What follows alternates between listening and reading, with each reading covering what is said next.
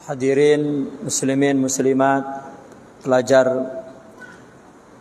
Thullabul Ilm yang insyaallah kita semua berada dalam ridha Allah Subhanahu wa taala.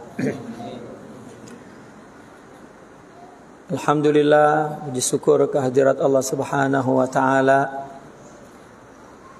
Al-Fakir pada petang mendapat kemuliaan dari Allah Subhanahu wa taala dan muslimin muslimat dari jamaah Masjid Az-Zaimah dapat hadir salat berjamaah, bersilaturahmi dan mendapat kehormatan untuk menyampaikan sepatah dua kata patah. Semoga kita berada dalam ridha dan rahmat Allah Subhanahu wa taala dan kita hadir di tempat yang mulia di waktu yang juga mulia bainal isya'ain. Semoga menjadi amal dan yang memberatkan kita di mizan hasanah kita di yaumil akhirah nanti insyaallah. Amin ya rabbal alamin. Muslimin muslimat, dalam kesempatan ini terdetik dalam pikiran Al-Fakir untuk menyampaikan sebuah hadis Rasulullah sallallahu alaihi wasallam. Beliau bersabda, "Ni'matani maghbunun fihima katsirun minan nas, as-sihhatu wal faragh." Rasulullah bersabda bahwa ada dua nikmat yang maghbunun fihima, katanya, katsirun minan nas. Ada dua nikmat yang tidak dihormati, yang tidak dihargai. Kata maghbun biasanya digunakan dalam bahasa Arab adalah dalam perdagangan. Al-ghubnu adalah sebuah kerugian. Kerugian disebabkan dia tidak dapat menghargai nilai sesuatu. Seperti seseorang menjual barang mahal dengan harga yang murah, maka itu adalah kerugian. Dia tidak memahami benda yang mahal ini, benda yang berharga ini, tapi dijual murah. Ya. Atau sebaliknya, membeli sesuatu yang tidak ada harganya dengan harga yang besar. Dia pun rugi karena tidak tahu benda itu ada atau tidak harganya. Maka kata al-ghubn itu digunakan oleh orang Arab adalah dalam jual beli, ya, adalah orang yang tidak tahu harga nilai kemuliaan sesuatu. Maka Rasulullah sallallahu alaihi wasallam menggunakan kata maghbun pada dua nikmat. Ya. Ni'matani maghbunun fihima katsirun minan nas. Jadi ada dua nikmat yang kebanyakan manusia tidak pandai, ya, melihat besarnya dua nikmat ini, tidak mampu menghargai. Ya, la yuqaddiru qadrah. Ya, tidak mampu menghargai dengan harga yang sebenarnya, dan juga membiarkan atau khasarah bidun faidah, ya. Membiarkan sesuatu yang berfaedah itu begitu saja tidak dimanfaatkan. Sesuatu yang mulia itu tidak dimanfaatkan. Ya, itu adalah maghbun. Nah, kebanyakan orang maghbun di dalam dua nikmat yang besar itu. Yang pertama adalah as-sihhatu, kesehatan. Yang kedua adalah al-faragh. Al-faragh yaitu kesempatan. Ya. Maka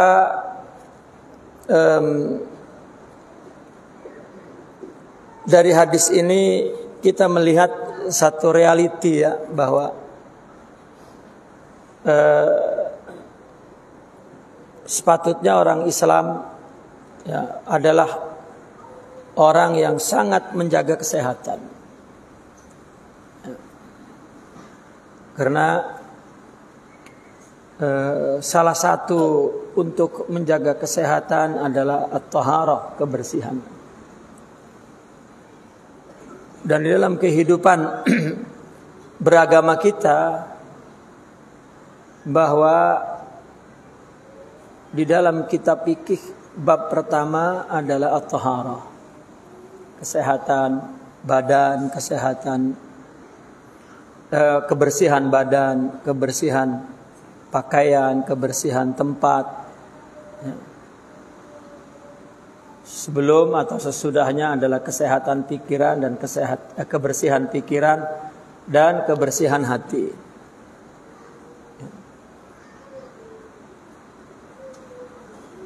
At-taharah, kebersihan itu juga adalah merupakan bagian dari menjaga kesehatan. Karena banyak penyakit yang disebabkan kelemahan kita dalam menjaga kebersihan. Kebersihan persekitaran, lingkungan, bi'ah, kebersihan tempat. Maka ketika kita melakukan sholat, disuruh menjaga kebersihan. Wudu, mandi dari junub misalnya. Dan juga memilih baju yang bersih, tidak najis. Dan juga tempatnya juga mesti bersih. Semuanya berkenaan dengan kesehatan, ya, yaitu menjaga kebersihan. Seperti membersihkan gigi, ya. Nabi mengatakan bahwasanya siwak itu ya merupakan sesuatu yang disukai oleh Allah Subhanahu wa taala. Bahkan dalam hadis lain kita disuruh apabila kita bangun tidur membasuh tangan, karena ketika tidur kita tahu tangan ini pergi kemana. Ya. Dan banyak perintah-perintah untuk menjaga kebersihan adalah semata-mata kaitannya adalah untuk menjaga kesehatan. Kemudian kesehatan juga dijaga oleh hidup yang sehat dengan makan yang sehat, tidur yang sehat, dan lain yang sebagainya. Hari ini banyak orang sakit bukan karena kelaparan, tetapi karena kekenyangannya. Penyakit gula, penyakit liver, ya, penyakit jantung, itu semua karena kemakan. Maka ada yang tidak dapat kita hargai, yaitu kesehatan, ya, dengan makan yang banyak.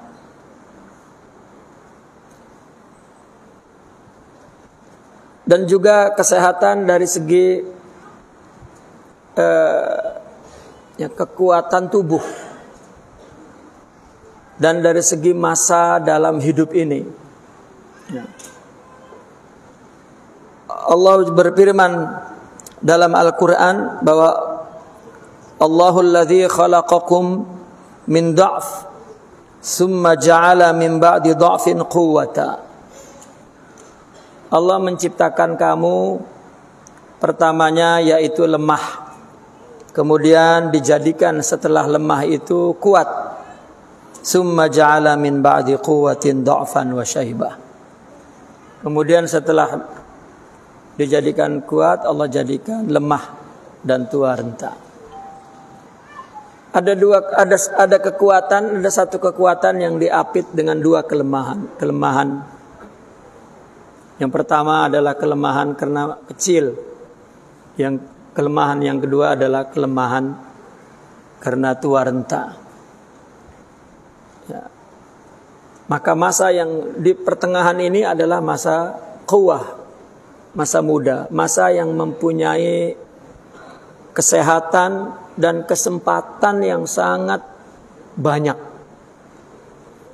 Dan tidak sedikit manusia menyia-nyiakan kesehatan dan kesempatan ini di waktu yang kuat, yaitu di masa muda.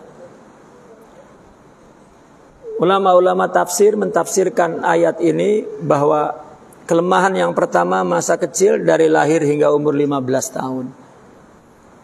Dan masa kuat dari umur 15 tahun sampai umur 60 tahun. Maka puncak kekuatan, puncak kegagahan adalah umur 40. Dari umur 15, kekuatan yang, kesehatan yang paling prima, yang paling tinggi, kesempatan yang paling tinggi, kesempatan yang paling bagus, yaitu dari umur 15 hingga 40. Kalau boleh kita katakan dua nikmat besar itu diberikan secara sempurna di masa ini.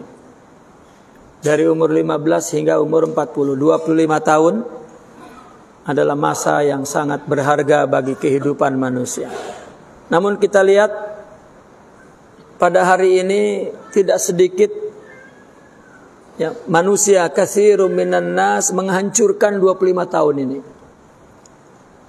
Tanpa menjaga pikirannya, tanpa menjaga hatinya, tanpa menjaga kesehatan tubuhnya, tanpa menjaga hubungannya kepada Allah, tanpa menjaga memelihara hubungannya kepada sesama manusia, kepada agama, ya, kepada dakwah, kepada ilmu. Ya. Bahkan banyak slogan-slogan ya, yang ucapan-ucapan, perkataan-perkataan manusia di usia seperti ini, yang ucapan itu hanya bermakna kepada membuang-buang masa. Ya, kalau di Indonesia ada istilah kelapa muda dikupasin katanya, kelapa tua tinggal batoknya itu yang keras. Masih muda dipuasin katanya. Sudah tua nanti tinggal taubatnya. Ya. Padahal kehidupan masa tua itu sangat bergantung kepada kehidupan di 25 tahun ini. Bahwa masa tua itu hanya menikmati apa yang dicapai, yang diperoleh ya, di saat kesehatannya tinggi dan kesempatannya banyak, yaitu di 25 tahun ini. Dan masa tua adalah masa jika penuh penyesalan adalah karena di 25 tahun ini ya, kesempatannya dan kesehatannya tidak digunakan, maghbun ya, tidak dihargai, tidak dinilai ya, dengan sebaik-baiknya. Orang baru mulai menjaga kesehatan setelah umur 40 tahun. Sehingga ada yang mengatakan ya, sebelum 40 tahun mereka menabung penyakit. Umur 40 tahun tinggal menebuknya. Sama tak bahasa ya, menabung, kemudian kalau sudah penuh ya, kemudian ditebuk.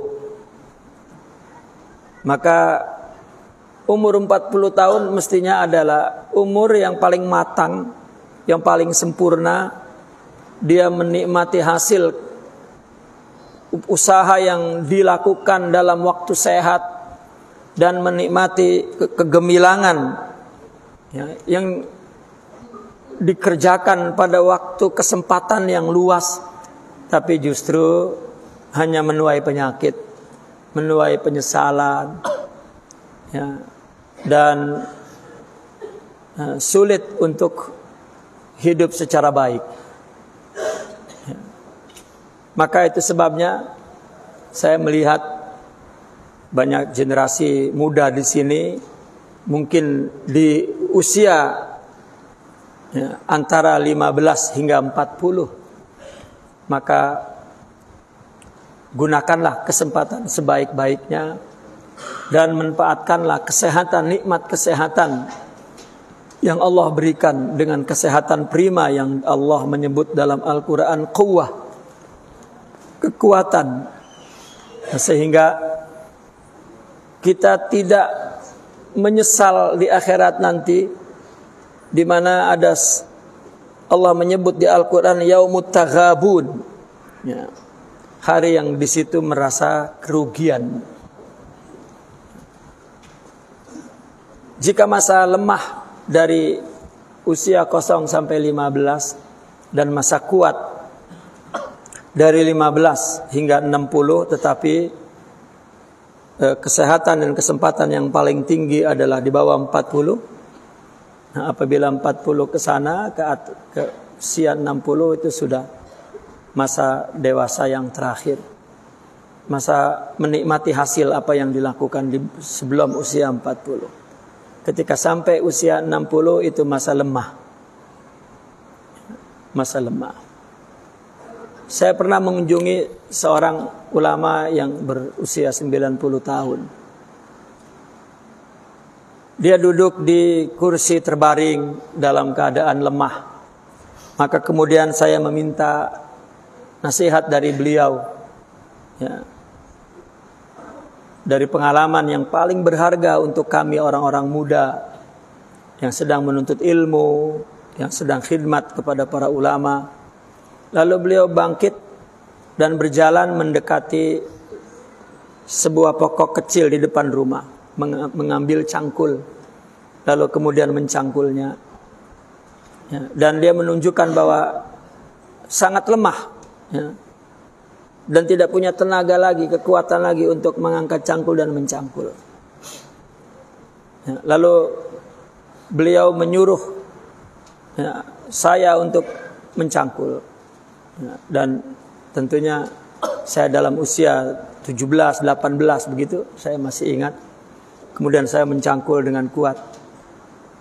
Maka beliau mengatakan, kamu berada dalam kesehatan yang tinggi dan kesempatan yang luas.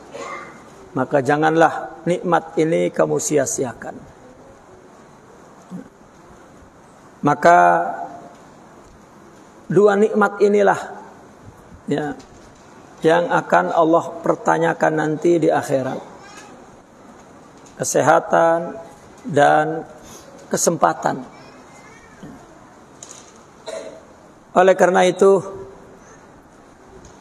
kita diperingatkan oleh Rasulullah sallallahu alaihi wasallam dalam sebuah hadis, "Ightanim khamsan qabla khamsin." Ambillah kesempatan. Ightanim itu daripada kata ghanimah. Ya. Jadi ada 5 keberuntungan untuk kita disuruh untuk menikmati, menggunakan 5 keberuntungan ini sebelum datang 5 kerugian.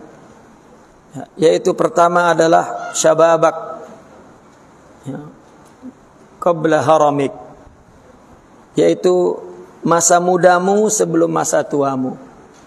Wasihatak qabla maradik, ya, yang kedua adalah kesehatanmu sebelum sakitmu. Yang ketiga, wa ghinaka qabla faqrik, ya, kecukupanmu sebelum keperluanmu. Dan yang kelima adalah, yang keempat adalah wa faraghaka qabla sughlik. Dan waktu faraghmu, waktu kosongmu, ya, waktu lapangmu sebelum datang waktu sibukmu. Dan yang terakhir adalah wa hayataka qabla mautik, selagi hidup, kehidupanmu sebelum datang kematianmu. Di dalam 5 ini, kalau kita lihat bahwa yang keberuntungan 5 ini yang terbanyak adalah pada usia muda. Sehat, sempat, ya. Dan ghina ini kan kemampuan yang dapat dilakukan oleh diri sendiri, berdikari. Itu ghina. ya. Ghinal mal, ya. Kecukupan harta, artinya tidak perlu kecukupan pikiran, kecukupan tenaga, ya. Kita tidak perlu bantuan orang lain, tidak memerlukan kepada orang lain, itu ghina. Ya. Bukan hanya ghinal mal, tetapi juga ya, ghinal quwwah, ghinal haul, juga ghinal fikr. Ya. Orang muda mampu berpikir dalam waktu yang panjang, bekerja dalam waktu yang lama, tapi tidak, ya, apabila dia sudah tidak mampu lagi, maka ya, dulu waktu muda kita tidak perlu dengan kacamata, sekarang sudah fakir, sudah perlu dengan ya, kacamata ini. Dulu waktu muda kita boleh duduk tanpa bersandar, tapi sudah tua ya bersandar. Dan semua itu adalah berada di masa muda semua. Nah maka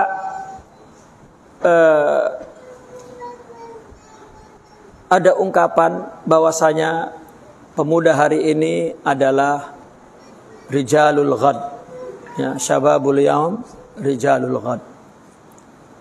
Yang orang muda pada hari ini itu adalah rijal, tokoh yang akan datang. Jika kita memiliki ketokohan, ya, orang-orang besar yang sedikit pada hari ini, itu artinya sebelumnya ketika masa muda tidak banyak dipersiapkan. Maka jika kita ingin mempunyai masa depan agar banyak tokoh-tokoh yang besar dalam berbagai bidang, maka perhatikanlah orang-orang muda ini. Berilah kesempatan mereka, ya, dan juga dukung mereka, sediakan fasilitas untuk mereka, dan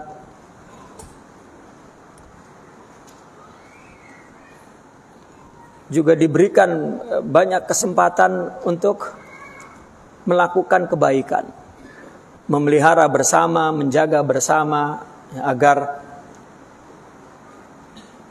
generasi yang akan datang, ya, menjadi baik dan kehidupan Islam terus bersambung.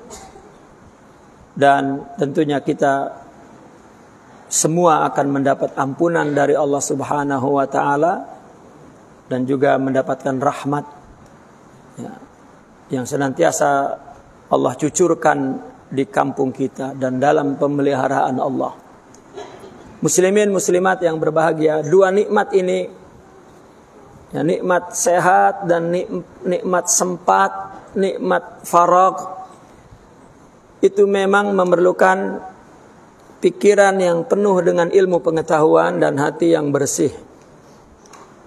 Jika tidak, maka memang seperti yang dikatakan oleh Rasulullah sallallahu alaihi wasallam tadi, maghbun fihi ma katsirum minan nas. Ya, banyak orang maghbun. Ya. Artinya kesehatan dan kesempatan ini banyak tidak dihargai oleh ramai orang.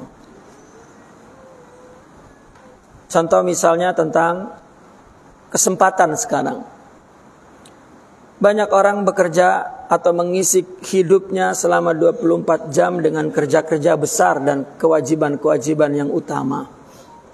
Lalu setelah itu dia membuang masa yang berada di sela-sela kewajiban dan pekerjaan besar itu. Dia mengira sudah selesai. Ya, padahal tidak. Nabi maka menyebutnya faragh. Faragh itu adalah celah, sempat. Kita punya tenaga yang kuat, masih ada waktu yang kosong meskipun kecil. Mestinya kita manfaatkan karena itu nikmat besar. Mungkin pekerjaan besar kita, tanggung jawab besar kita lakukan tidak sempurna. jika kita mengisi yang farag-farag itu, waktu yang kosong-kosong itu, yang sempat-sempat itu, kita isi dengan yang manfaat, mungkin menyempurnakan kekurangan yang besar tersebut. Ada perumpamaan jika sebuah baldi diisi batu-batu besar, kelihatannya penuh, tapi sebetulnya banyak lagi kosong. Coba kita isi pasir-pasir, ya, di celah-celah itu dari bawah hingga memenuhi bagian permukaan, sehingga baldi itu kelihatan betul-betul penuh. Kita merasa bahwa kita tidak punya masa, padahal ya tidak ada itu, tetap masih ada. Itu sebab faragha wa faragha qabla syughlik. Nabi menyuruhnya ightanim. Ya. Bahkan dalam hadis lain dikatakan bahwa jangan dikira orang ketika sudah masuk surga, sudah menikmati kebahagiaan surga. Banyak ahli surga yatahassar katanya. Ya, sudah masuk surga kemudian merasa masih merasakan kerugian. Kerugian apa? Kerugian di masa hidupnya banyak waktu kosong yang tidak dimanfaatkan. Barangkali ini yang dimaksud oleh hadis Rasulullah. Faragha qabla syughlik. Atau ni'matani maghbunun fihima katsirun minan nas, as-sihhatu wal faragh. Orang bekerja mungkin dari pagi balik pukul 5 lah. Ya, ada pengajian di masjid pukul 8, 5, 6, 7, 8. Nah, ini kan faragh ini. Ya, kosong. Ya. Datang waktu pengajian pukul 8 letih karena baru balik kerja, padahal ada masa istirahat dengan baik. Ya. Lalu ada pengajian pukul 8 sampai pukul 9 atau pukul 10. Nah itu kan waktu faragh yang sebetulnya bisa digunakan dengan baik. Dan banyak lagi secara tafsir, secara detail, ya, kita tidak memperhatikan waktu faragh. Dan waktu-waktu faragh ini yang paling tepat kita isi yaitu dengan berzikir. Ya. Daripada kita membuang-buang masa dengan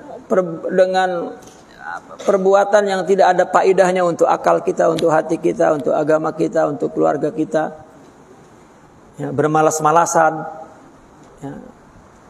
Padahal ada waktu yang dapat kita lakukan secara rileks, secara santai, yaitu berzikir, membaca salawat kepada Rasulullah Sallallahu Alaihi Wasallam.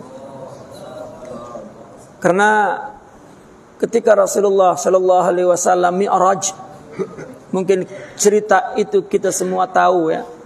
Nabi Mi'raj ke Sidratul Muntaha, kemudian Nabi turun di langit ketujuh itu. Ketika Nabi pergi pun berjumpa yaitu Sayyidina Ibrahim, atuk ya daripada Rasulullah Sallallahu Alaihi Wasallam. Ketika balik dari Sidratul Muntaha pun Nabi singgah dan bertemu dengan atuk beliau, yaitu Sayyidina Ibrahim alaihissalam. Kita tahu bahwa cerita dalam Mi'raj, para nabi yang dijumpai di langit pertama, kedua, ketiga, keempat, kelima, keenam, ketujuh, Nabi menjumpai para nabi. Ya. Para nabi tidak berkata apa-apa, hanya menyampaikan sambutan, marhaban, ya Nabi as-salih. Hanya dua orang yang mengatakan marhaban ya Nabi as-salih wa ya ibnas salih, katanya, wa ibnas salih, yaitu Nabi Sayyidina Adam dan Sayyidina Ibrahim. Yang lainnya menyambut dengan mengatakan selamat datang wahai Nabi yang saleh. Ya. Dua orang dari Nabi ini, Nabi Allah Adam dan Nabi Allah Ibrahim, dia menyambut selamat datang Nabi yang saleh dan putra yang saleh, yaitu Nabi Adam dengan Nabi Ibrahim. Yang ingin kita ceritakan di sini, ketika Nabi turun di langit ketujuh berjumpa Nabi Ibrahim alaihissalam. Ya, kita tahu nabi-nabi itu ketika bertemu tuan-tuan, ya, tidak kalal lisan, artinya tidak mampu berkata apa-apa, memberitahu apa misalnya, atau mengabarkan apa, menceritakan apa. Ya, karena mereka semua penuh dalam kekaguman. Ya. Nabi Ibrahim hanya mengatakan, sampaikan salam kepada umatmu bahwa tanah di surga itu sangat subur. Namun tanahnya masih qi'an katanya. Qi'an itu masih gundul. Sama gundul ya, tak ada tanaman ya.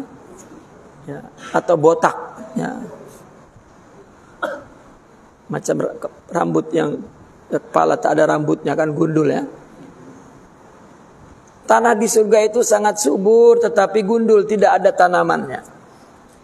Dan ketahuilah bahwa tanamannya itu adalah subhanallah walhamdulillah wala ilaha illallah wallahu akbar, yaitu zikir.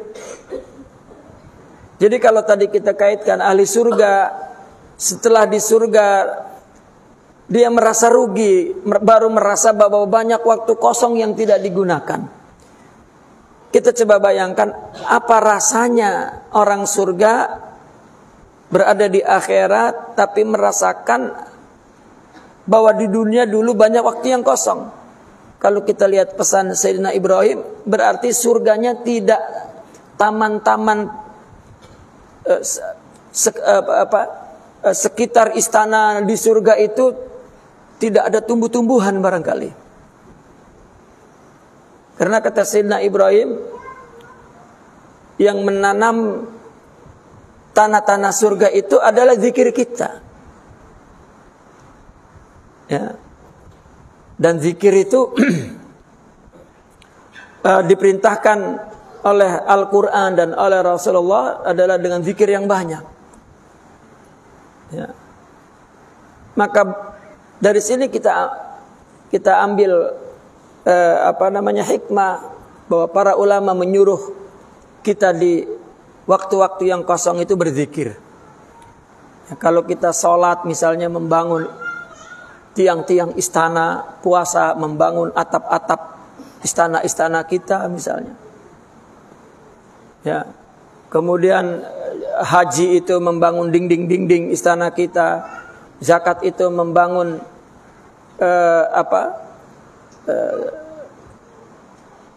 jendela-jendela ya istana-istana kita. Maka zikir-zikir di waktu-waktu yang kosong dari ibadah-ibadah yang besar itu adalah menumbuhkan atau menanami taman-taman bunga ya, di sekitar istana kita. Sebuah gambaran surga dan keindahan yang sempurna. Ya, maka oleh karena itu kita jangan mengatakan tidak ada masa untuk kebaikan. Justru orang yang tidak ada masa untuk kebaikan adalah orang yang memang banyak masanya yang kosong. Ya. Orang yang masanya penuh, dia selalu punya masa. Seperti baldi tadi, ketika sudah diisi dengan, atau sebuah bekas besar lah, diisi dengan batu-batu besar, kelihatannya memang sudah penuh. Tetapi kalau memang dia telah mengisi wadah itu dengan benda-benda besar, baru merasa bahwa ada ruang-ruang yang kosong. Tetapi kalau memang mereka tidak punya pekerjaan besar, tanggung jawab besar, dan kosong, ya mereka tidak merasakan ada waktu karena mereka tidak mengisinya dengan baik. Nah, oleh karena itu kita semoga tidak termasuk orang yang dikatakan dalam hadis ini adalah seorang yang tidak pandai menghargai dua nikmat Allah ya, yaitu sehat dan sempat ya, atau kesehatan dan kesempatan ya. Bicara kesehatan ya berkaitan dengan tubuh ya, berkaitan dengan kebersihan ya, berkaitan dengan badan, berkaitan dengan makan, dengan tidur dan pikiran ya, pikiran ini pun berkaitan dengan bicara ya. Maka ketika para ulama menyuruh kita menjaga kesehatan batin, menjaga kesehatan diri, jiwa, kita disuruh ya, tidur yang baik, bicara yang baik, pergaulan yang baik, dan makan yang baik. Ya. Bahkan makan, tidur, bicara, bergaul yang baik ini adalah yang sedikit. Ya. Jika makan yang banyak, ya, tidur yang banyak, ini justru membawa kepada rusaknya kesehatan. Ya, banyak hadis-hadis dhaif, bahkan dhaif jiddan, ya. Yang mengatakan man kasura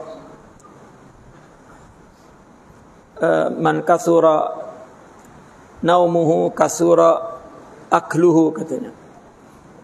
Siapa yang banyak tidurnya, banyak makannya. Banyak makannya, banyak bicaranya. Banyak bicaranya, banyak dosanya. Ya. Maka rusaklah ya, kehidupannya, rusaklah kesehatannya, ya, dan lain sebagainya. Nah, maka jagalah kesehatan mulai dari makan. Ya.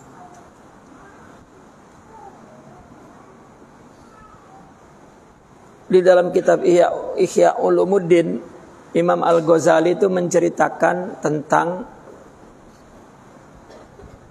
makan sehat, ya, tentang makan sehat. Di situ diceritakan ada 6 proses untuk mendapatkan makan yang sehat. Yang terakhir, beliau mengatakan makan yang sehat ternyata itu, tuan-tuan, 1 hari hanya 1 kali. Kita makan berapa kali, ya? Dan Rasulullah SAW makan 1 kali, makan betul lah. Ya. Ya. Seperti Ramadan saja, Rasulullah SAW makan itu hanya pada waktu buka puasa, dan itu pun sedikit. Ketika sahur hanya makan korma 3 biji. Kita kalau mendengar ini, terus pikiran kita serta-merta menolak, itu kan Nabi. Tetapi ketika dia sudah sakit perut, baru dia jadi Nabi itu.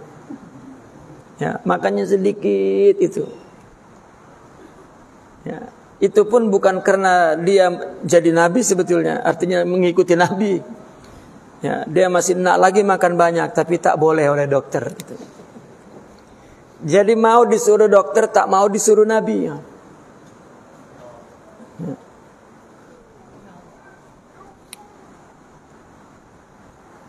Maka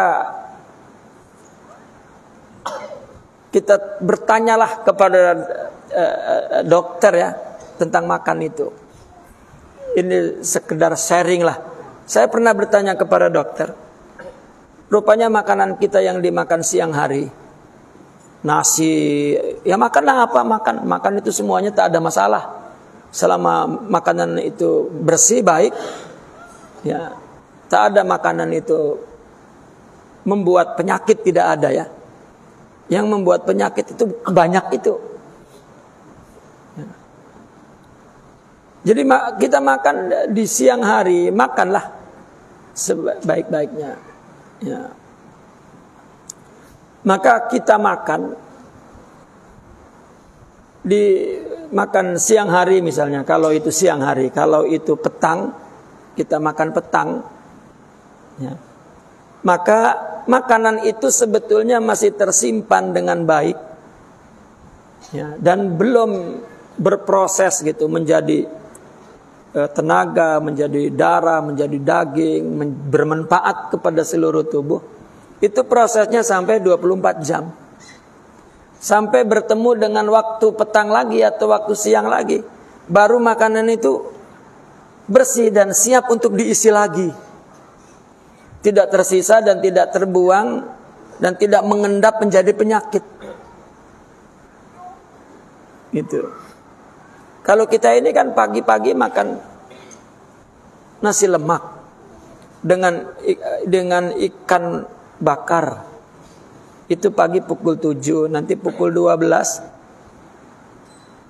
nasi kandar ya. Dengan daging, nanti pukul 5 Allah. Ya, rupanya nanti pukul 8 makan. Karena dia tidak tidur sampai pukul 12 makan lagi. Ya.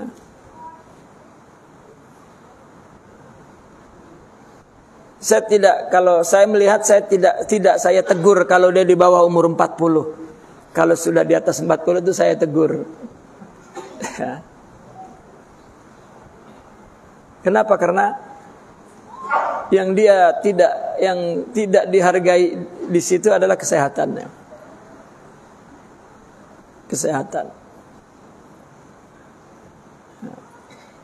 Ya saya sekedar sharing. Ya. Al-Fakir pun dulu sama aja lah makan, ikut tradisi. Malam-malam lagi santri pondok ya. Malam-malam makan aja buat nasi goreng ya. Tapi ketika umur 42, 43, nah tengok kawan-kawan semua kena penyakit. Lagi yang di atas umur ya banyak kena penyakit. Ya ketika umur 40 itu udah jadi ustadz lah. Ya. Dan yang kena penyakit semua ustadz. Karena kita ini kalau bulan Maulid ya, tiap malam tuh Maulid. Tiap malam makan dengan alasan barakatul maulid, makannya banyak. Ya, kalau barakatul maulid makannya sedikit aja tetap. Ya, mau makan mubarak pun tetap makannya sunnah. Ya, dengan alasan maulid tapi makannya satu pinggan penuh ini. Ya, tak betul lah maulid nih. Ya. Maka Allah bagi Al-Fakir itu sehat. Tak ada apa-apa. Kita baca Ihya Ulumuddin itu masih umur belas-belas dulu. 18, 19. Ya, bicara tentang makan Nabi dan bagaimana. Di situ Imam Al-Ghazali mengajarkan untuk berproses cara makan yang baik hingga sampai kepada makan seperti Nabi. Itu dulu mengaji ya lewat saja, tak pernah diamalkan. Tapi ketika usia 43 kita disadarkan kawan-kawan ustadz kita semua kena tuh. Ya, kena penyakit, kurangnya menjaga kesehatan. Maka Al-Fakir kemudian merubah ya, dengan mengikuti petunjuk Ihya Ulumuddin itu untuk mencapai makan hanya satu kali. Ya. Maka ketika kita pelihara makan satu kali, dari umur 43 berubah umur saya menjadi 27. Ya. Sekarang jadi umurnya 27 kali 2. Ya. At-tahaddus bi ni'mah wa amma bi ni'mati rabbika fahaddits. Bahwa betullah Rasulullah sallallahu alaihi wasallam mengatakan bahwa ramai orang kurang ya menghargai dua nikmat, kesehatan dan kesempatan. Bicara kesempatan, Allahu Akbar. Ya. Mungkin setiap orang ketika melepasi masa-masa kehidupan ini, begitu sudah habis masa kuat yang paling akhir yaitu umur 40 ke atas, baru di situ merasakan banyaknya waktu kesempatan yang kosong itu dibuang. Ya. Apalagi kesadaran itu timbul setelah umur 40 ke atas. Karena 40 adalah usia yang matang. Ya. 40 adalah memang usia yang matang ketika itu memandang ke depan rasanya lebih pendek dari memandang ke belakang. Mulai berpikir begitu. Sehingga dia mulai memilih-milih ya waktu yang baik untuk dilakukan. Rupanya ya sudah merasa banyak ketinggalannya. Baru dia berpikir dulu banyak sekali waktu yang tidak digunakan dengan baik. Padahal kita belajar ya, dari kecil di pondok, dari pondok ke pondok, dari pondok ke pondok, ya, pindah lagi, ya, sampai menikah pun di pondok, punya anak pun tetap mengaji, ya, ya Al-Fakir sampai menikah masih mengaji, sampai menikah lagi masih mengaji. Ya. Selepas itu masih merasa bahwa banyak dulu buang-buang masa. Banyak benda yang kita tidak tahu, banyak benda yang kita tidak paham, yang tidak ada lagi masa untuk, bukan tidak ada, tidak banyak masa. Karena setelah 40 kita waktul ato, ya, waktu memberi. Sebelum 40 itu waktu mengambil, waktul akhz. Ya, rupanya ketika waktu memberi sedikit sekali kita punya. Itu semua adalah hadis yang dikatakan oleh Rasulullah sallallahu alaihi wasallam. Kita banyak menyia-nyiakan dua nikmat, as-sihhatu wal faragh. Ya mungkin yang umur sama dengan Al-Fakir dari 50 terus yang lebih tua lagi ke atas, ya kita hanya beristighfar kepada Allah agar Allah menyempurnakan apa kekurangan kita. Namun nasihat ini yang paling penting adalah mereka yang berusia di bawah umur 40 tahun. Ya. Hargailah, hormatilah, manfaatkanlah dua nikmat agung itu, kesehatan kalian dan kesempatan kalian. Umur di bawah 40 itu jangan merasa mengeluh letih. Ya. Dulu kami mengeluh letih, ya, mengeluh capek. Lalu guru kami mengatakan, kalau kamu tidak mau capek di dunia, kamu akan capek di akhirat, letih di akhirat. Nak letih di mana? Nak letih di dunia, kan letih di akhirat. Ya, sampai sekarang terbayang-bayang nasihat ya, guru kami. Kalau kami sekarang berdakwah letih, Allah di akhirat lagi letih. Agar tidak di akhirat letih, maka biarlah di dunia letih. Ya. Ya, bagaimana tak letih tuan-tuan? Ya. Anak ramai, istri ramai, letih tuan-tuan. Ya. Dan Allah tempatkan di tempat yang memang membawa keletihan, membawa resiko, bukan hanya resiko kehidupan, tetapi juga resiko kematian. Ya. Yang setiap saat mungkin nyawa terancam, kedudukan terancam, dan lain sebagainya. Tapi itu kita nikmati. Tapi yang paling kita sesali ya adalah dua nikmat itu tadi. Selalu kita mengatakan seandainya dulu. Nah itu adalah dua nikmat itu sebetulnya. Ya. Mungkin di bawah 40 kita masih merasakan saya dapat melakukan suatu maksimal. Tapi sekarang ya, tidak pernah berpikir seperti itu. Selalu merasa aduh. Ya. Apalagi ketika kita melihat kurang lebih kekurangan dan kelebihan yang dimiliki oleh sesama, mesti pikiran kita kedua nikmat itu. Oh dia hebat, oh dulu aku. Nah itu kesehatan dan kesempatan itu. Nah maka kita pun yang sudah berumur ini, maka ya, bersama-sama untuk mengingatkan anak-anak muda untuk memanfaatkan, menggunakan, menghargai dua nikmat agung ya yang Allah berikan. Allah menyebutnya dalam Al-Quran quwwah, kekuatan. Nabi menyebutnya dalam hadis ghanimah, ightanim, ya, keberuntungan. Sehat, muda, sempat, ya, cukup, dan hidup. Gitu. Nah, maka oleh karena itu ya, baik orang-orang muda atau orang-orang yang sudah mendekat kepada masa dhaif, ya, masa lemah,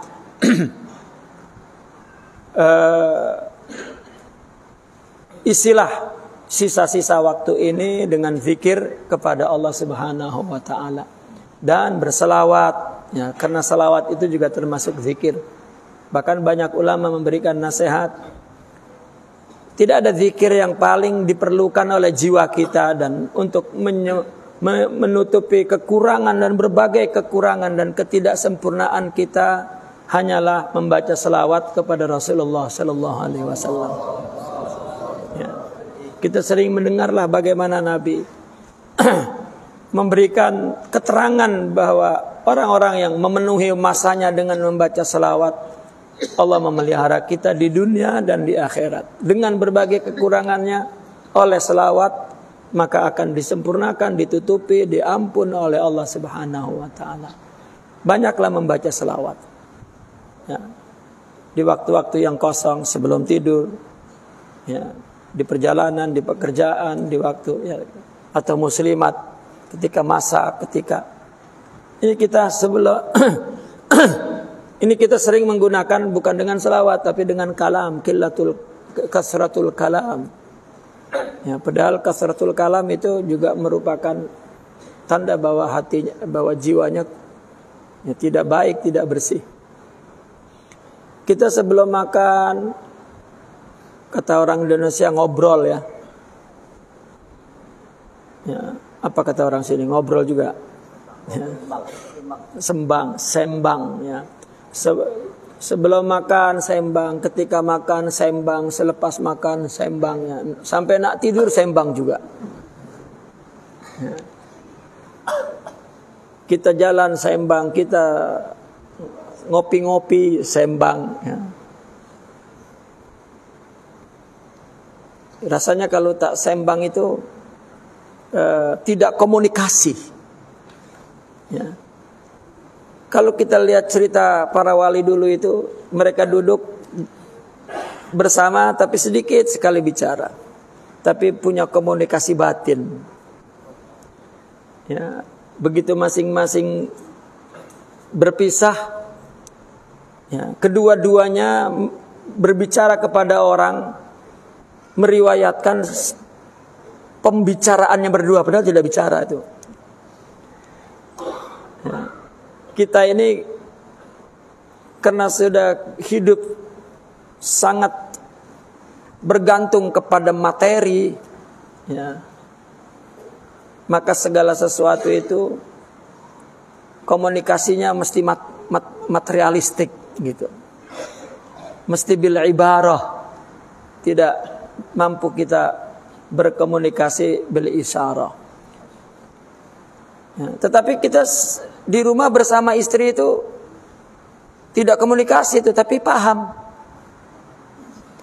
Ya, kita dengan istri kan tidak komunikasi, tuan-tuan, tapi paham. Bahkan kalau mulai bicara kita udah jangan banyak cakap, aduh. Ya. Tapi 24 jam kita berdua-dua paham, ya, apa yang masing-masing dilakukan permintaannya. Lagi ketika sudah mulai, kalau bulan puasa nak hampir raya itu lagi paham tuh. Ya, tak cakap pun lagi paham. Ya. Tapi semuanya berkaitan dengan materialisme. Kita kehilangan komunikasi tanpa bahasa untuk saling memahami. Ya. Nabi keluar saja melihat kondisi umatnya, Nabi terus memenuhi apa keperluan umatnya tanpa perlu bicara. Ya, karena sedikit bicara dan mengerti Ya, memahami sesuatu bukan dari kata-kata itu pertanda hati yang bersih. Ya. Itulah menjaga kesehatan jiwa itu juga menjaga kesehatan. Saya pernah bertanya kepada seorang dokter. Satu hari saya dijemput di satu negeri itu. Lalu jemput pengajian. Lalu ada dokter di situ, dokter menteri besar lah. Ya. Dia ingin menjamu saya makan. Ya, maka dia cakap dengan ejek madrasah, jangan bagi makan, saya yang menjemput makan. Saya pergi ke rumah dia. Lalu kemudian di meja itu penuh dengan makanan. Ya, lengkap, apa saja di situ makanan ada, tapi semuanya kambing. Gitu. Sebelum makan saya tanya dengan dokter dia. Kata saya, dokter, Anda dokter, ya, dan Anda sekarang menyajikan makanan ini begitu banyak. Seberapa besar pengaruh makanan kepada kesehatan? Ya. Sebelum saya makan ini suguhan antum. Dia bilang, makan meskipun banyak mempengaruhi kepada buruknya kesehatan itu hanya 30%. Tapi yang menciptakan penyakit itu pikiran. Nah, kita ini sering pening-pening dibawa makan banyak. Jadi sempurnalah ya penyakit kita itu. Jadi pikiran ini banyak faktornya. Di antaranya dari lidah, ya, dari bicara, ya, dari bicara. Dan juga pikiran ini juga dari kebersihan hati. Tanda kebersihan hati adalah menjaga lidah, menjaga bicara yang baik. Man istaqama lisanuhu faqad khudi'a qalbuh. Orang yang bicaranya lurus-lurus itu tanda bahwa hatinya tunduk, hatinya mulia, hatinya. Gitu. Jadi dengan menjaga bicara yang baik sebetulnya menjaga kesehatan jiwa. Nanti tercermin dari nanti mempengaruhi kepada pikirannya dan tercermin kepada kata-katanya. Ya. Nah, kita kalau marah keluar kata-kata buruk itu bukan semakin sehat, semakin penyakit. Ya. Nah, oleh karena itu kesehatan itu juga merupakan nikmat yang penting, yaitu kesehatan jiwa. Ya, mungkin dokter dulu katanya dahulu menolak bahwa faktor batin mempengaruhi kesehatan fisikal. Tapi baru belakangan kemudian katanya ya dokter memahami kita stres saja itu Pak, ya perut sakit, kepala pening, ya terus lambung rusak gitu. Ya. Saya meninggalkan kampung saya selama 20 tahun lebih. Begitu balik kampung, maka ramai orang daripada keluarga besar saya menyambut kepulangan saya, tapi saya tengok kebanyakan perempuan dan nenek-nenek semua tuh. Maka saya tanya, suaminya kemana? Mati. Jadi itu janda semua. Saya berpikir kenapa laki-laki ya, banyak yang mati, perempuan banyak yang hidup. Ya. Karena laki-laki tertekan ya, oleh wanita tuh. Ya. Itu juga sebuah penyakit tuh Pak. Ya, sebuah penyakit. Bagaimana kita mendidik generasi agar pikirannya sehat, hatinya bersih, dan tubuhnya sehat. Ya. Agar laki-laki tidak banyak yang mati. Maka saya cakap dengan muslimat itu, oh ini mati gara-gara kalian berarti. Kenapa gara-gara kami? Ya kalian jika marah ngomong, enak saja ngomong kan, laki-laki diam, akhirnya jantung ya, sakit jantung mati. Inilah sebabnya. Ya. Oleh karena itu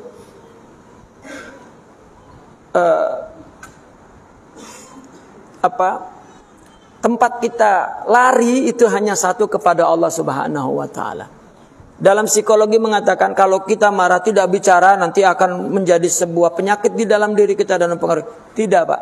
Kalau kita karena Allah, maka ya, akan Allah berikan kesehatan. Ya. Apalagi jika kita memiliki akhlak mulia. Kita diam karena Nabi mengatakan as-samtu naja, diam itu selamat. Kita diam karena takut jika bicara itu tidak memilih kata yang baik, maka itu dosa. Maka kalau kita berpikir positif seperti itu, menjadi sehat diamnya itu. Ya.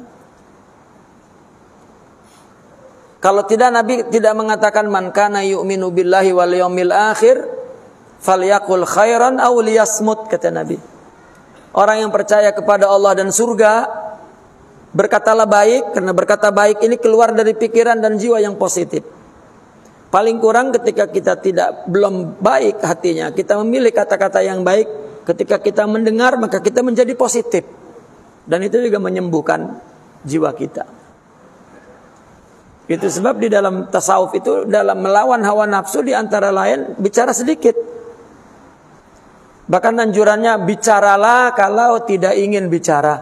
Jangan bicara kalau ingin bicara. Itu. Nah ini istri-istri di rumah kalau nak marah dengan suami, ya, terus ambil silatif tutup dan marah, caci maki, hamun habis-habis, tetapi dalam hati. Karena kalau sudah keluar dari mulut itu menjadi amal dan itu dosa. Tapi kalau dalam hati, ya, tidak dosa. Tutup mulutnya, cakap aja, kurang ajar kamu, anjing kamu, apalah terserah. Tapi dalam hati jangan terucap. Ya, babi kamu misalnya. Kalau keluar dari lidah, terdengar ini menjadi negatif dan itu menjadi penyakit. Ya, coba dalam kitab Bidayatul Hidayah itu, 5 indera ini seperti sungai, hati ini seperti muara, ya. Jadi kalau sungai itu kotor sampai ke muara ini. Jadi hati kita jadi kotor, pikiran kotor, hati kotor, mulut kotor, hati kotor. Mata melihat yang haram, hati yang kotor, telinga mendengar yang haram, hati yang kotor. Maka menjaga kesehatan hati adalah menjaga panca indera. Mulut, telinga, mata, pikiran, perut termasuk. Ya, perut itu termasuk, tuan-tuan. Makan banyak hati kotor, yuksil qalba. Makan banyak keras hati. Ya. Nah itu juga sejumlah menjaga kesehatan. Hidup sehat, pikiran, badan, ya, hati, tempat, dan interaksi kepada sama. Bahasa juga bahasa yang bersih, bahasa yang sehat. Jadi sangat luas. Dan itu sebab Nabi mengatakan maghbunun fihima katsirum minan nas as-sihhatu wal faragh. Ya. Kita belajar untuk bicara baik. Ya. Kita harus kompetisi, tuan-tuan, dengan suami dengan istri lah, gitu. Ya memang laki-laki ini kan punya perbendaharaan kata yang sedikit. Ya, kalau perempuan memang banyak, kalau tidak cakap banyak, maka nanti kepalanya pening, Pak. Ya, maka kita bertanggung jawab didik kepada anak-anak muda agar bicaranya positif. Agar bicaranya baik. Para sahabiah dulu, tuan-tuan, kalau dia marah, dia lantunkan syair. Karena mesti keluar tuh. Ya. Mungkin kita ajari ini, ya, istri kita qasidah. Jadi kalau dia marah, kita suruh nyanyi qasidah saja. Karena kata-kata yang positif itu membuat si pengucapnya juga, ya, akan menjadi baik dan positif jiwanya. Gitu, memilih kata-kata yang baik. Itu sebab mereka orang-orang yang hatinya bersih, menghadapi musibah apapun, keluar dari hatinya adalah hikmah, kata-kata mutiara yang indah dan yang baik. Sehingga mereka mengatakan, ya, al-qalbu ini kal ard, seperti bumi. Ya, bumi dibuang sampah-sampah buruk, tapi yang keluar buah durian, buah apel, buah. Ya. Maka kita mendengar apapun, kalau hati baik maka keluarnya adalah kata-kata yang positif, kata-kata yang baik, dan itu adalah tanda kesehatan. Tuan-tuan dan puan-puan, hadirin pelajar sekalian, dan terutama para asatidzah, ini adalah satu renungan kita bersama tentang hadis Rasulullah sallallahu alaihi wasallam akan teguran Nabi tentang dua nikmat yang sering tidak dihargai oleh kebanyakan orang, yaitu kesehatan dan kesempatan. Dan yang paling akhir saya ingin menutup khusus untuk para pelajar, jangan pernah merasa letih. Jangan mengeluh letih. Aduh letih, jangan mengeluh, karena berpikir letih, mengeluh letih itu bertambah letih. Ya. Anak muda mampu belajar 9 jam. Mampu berpikir 9 jam sampai 12 jam. Jadi baru 2 jam pening. Nah, ini ya, itu mindsetnya yang perlu dirubah.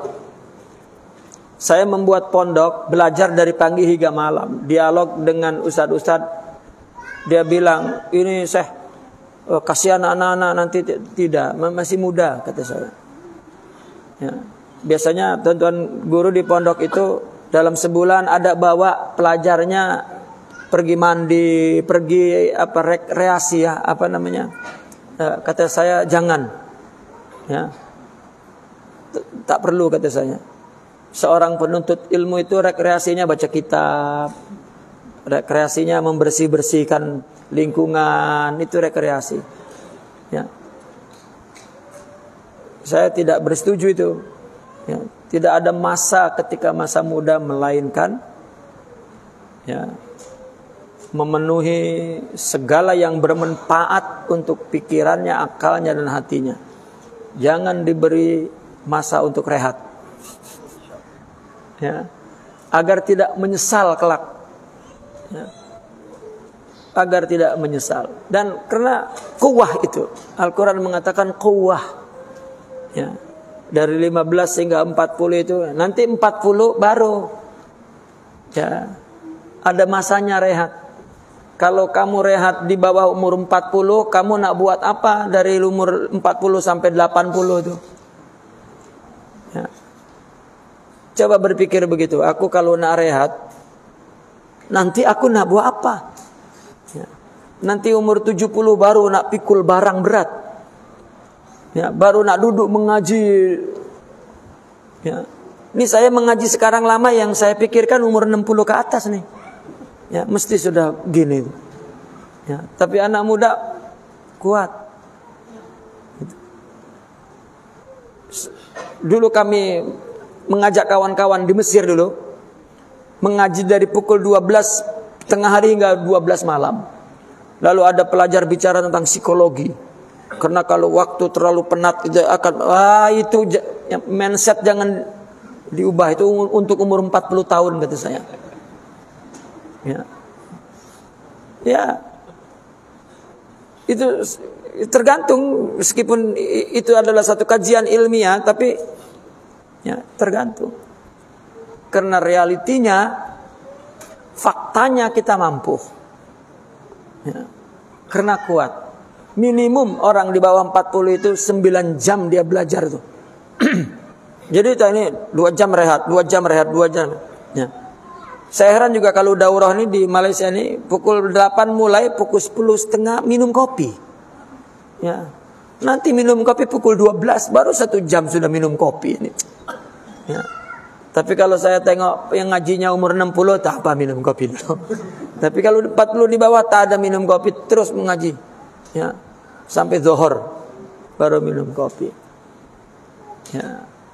Itu saja, kurang lebihnya saya mohon maaf. Aku li qauli hadza wa astaghfirullah li wa lakum. Assalamualaikum warahmatullahi wabarakatuh.